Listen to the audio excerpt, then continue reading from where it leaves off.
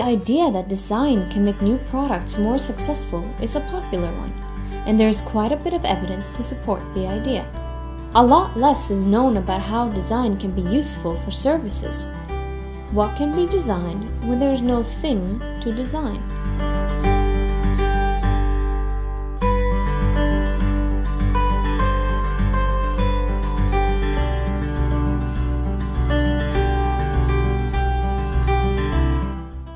But if designing a service means designing an experience, then this becomes an exciting possibility worth studying. When thinking about the contribution of design to innovation, researchers tend to focus on one of three things: the role of designers, the importance of emphasizing design, or the impact of design excellence. Let's consider each of these in turn. Designers are believed to be uniquely qualified to understand users and take an empathic view that is likely to please customers. Emphasizing design, which can be part of a firm's innovation strategy, is believed to lead to products and services that will enjoy market success. Design excellence, which might be evidenced, for example, by winning design prizes, is a third possible focus. We need to look no further than Apple to realize that design excellence is probably a good thing. This research takes a holistic view of design and service innovation. By bringing design resources, design emphasis, and design excellence into one model and testing their relationships with market performance simultaneously. Managers of 176 technology-based service firms were surveyed twice, 1 year apart.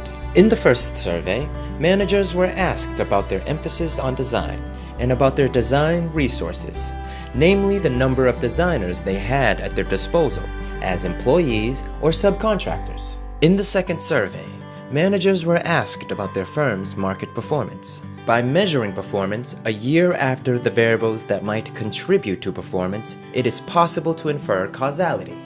To measure design excellence, 5 design experts were asked to evaluate the design of each of the 176 services by examining relevant websites and other materials, such as brochures. The 5 experts worked independently of each other, but in fact their evaluations turned out to be quite consistent.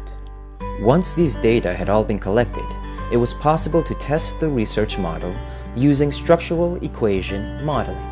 The findings show that design resources and design emphasis both contribute positively to market performance, and that the contribution of design emphasis is slightly larger than that of design resources. This suggests that having a strong emphasis on design is more effective than having lots of designers, and is in line with the thinking that top management support is necessary for designers to deliver value. Surprisingly, the findings show that design excellence does not contribute to market performance.